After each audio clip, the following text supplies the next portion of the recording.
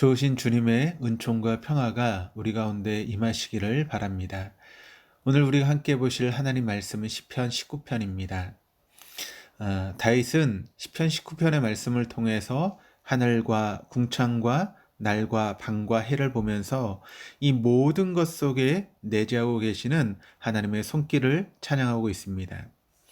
가끔 TV를 보거나 혹은 여행을 하다 보면 마을의 중앙에 큰 나무들이 자리 잡고 있는 것을 보게 됩니다. 그런데 그런 나무들은 그냥 마을 한가운데 그냥 서 있는 것이 아니라 옛날에는 바로 그곳에서 마을 신에 대한 그런 제사를 지내곤 했다고 합니다. 예전에 이제 시골 마을을 가다 보면 커다란 나무에 새하얀 한지가 오밀조밀 묶여 있는 광경을 흔히 볼 수 있었습니다.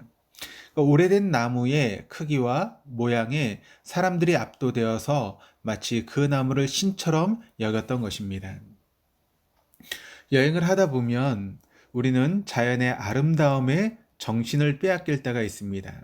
하나님이 지으신 오묘한 자연의 아름다움과 현상 앞에서 우리는 압도되는 것입니다. 전에 저희 교회에서 네팔 단기 선교를 가게 되었을 때 그 단기 선교를 통해서 히말라야 산맥을 보게 되었습니다. 히말라야 산맥의 모습을 바라보면서 그 경치에 넋을 잃기도 했습니다. 하나님께서 태초의 천지를 창조하시면서 하나하나 그 천지가 창조될 때마다 보시기에 좋았더라라고 반응하셨습니다.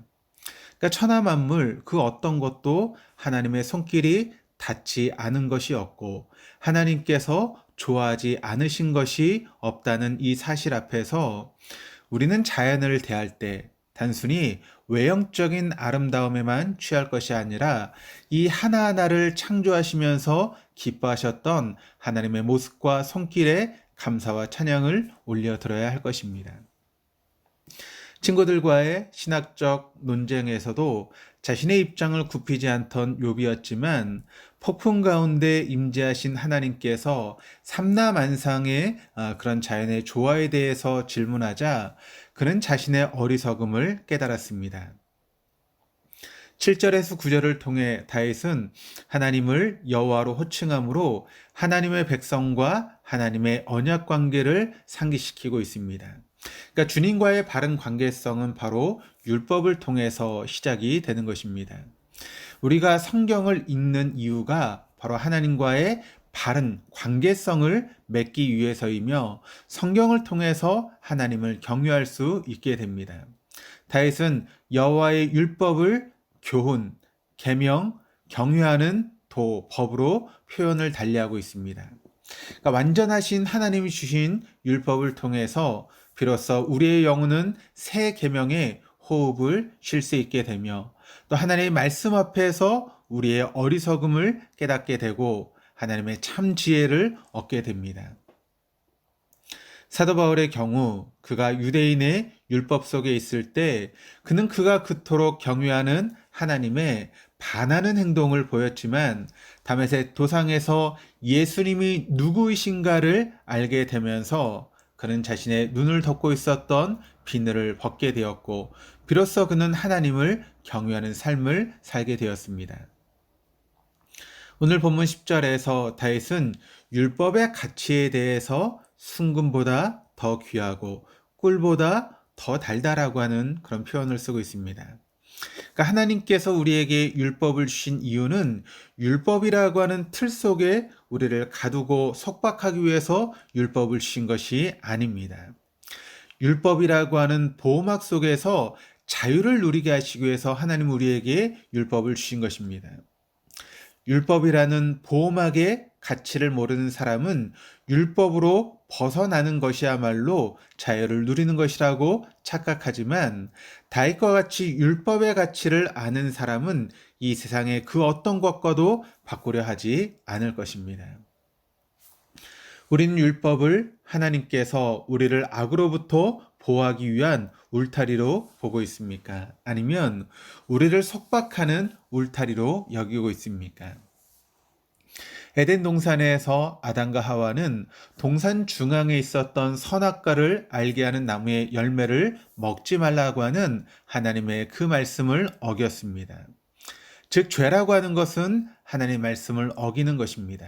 그렇다면 죄가 무엇인지를 우리가 알 수 있는 방법 중에 하나가 무엇인가 하면 하나님의 말씀의 무엇인지를 알아야 한다는 의미가 됩니다. 하나님의 말씀을 알아야 하나님의 말씀을 어기지 않기 때문에 그러합니다. 예를 들어보면 여러분, 식인종에게 인육을 먹는 것이 잘못된 것이라고 이야기해도 그들은 그것이 잘못된 것이라고 여기지 않습니다. 그러나 현대 문명이 그 사회에 유입되면 당연히 그들은 식인종으로 살지 않을 것입니다. 아직도 복음이 전해지지 않은 오지를 위해서 헌신하고 있는 선교사님들이 얼마나 많은지 모릅니다.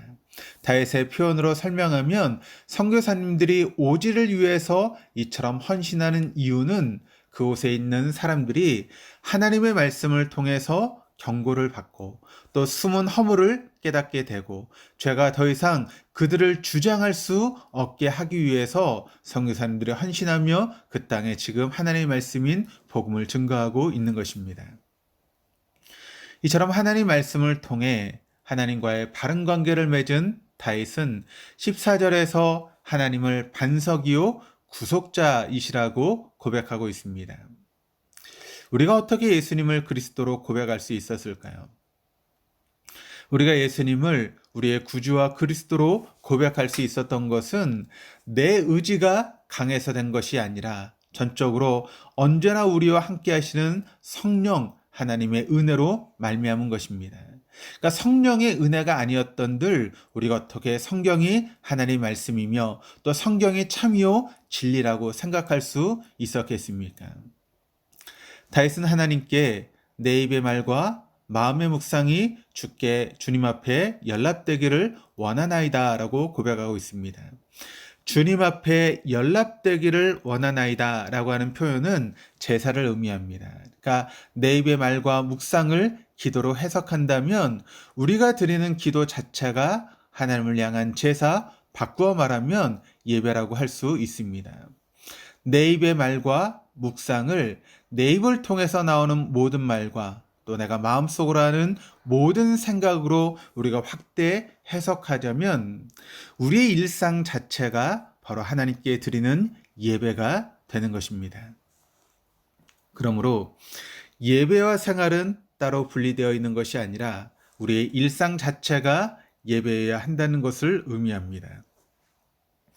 교회에 와서 자신의 죄를 아무리 회개한들 삶으로 돌아가서 또 이전 모습 그대로 보이는 것은 바로 신앙과 삶을 따로 분리하기 때문입니다. 이것은 영지주의가 우리에게 끼쳤던 이분법적인 그런 신앙의 모습이라고 이야기할 수 있을 것입니다.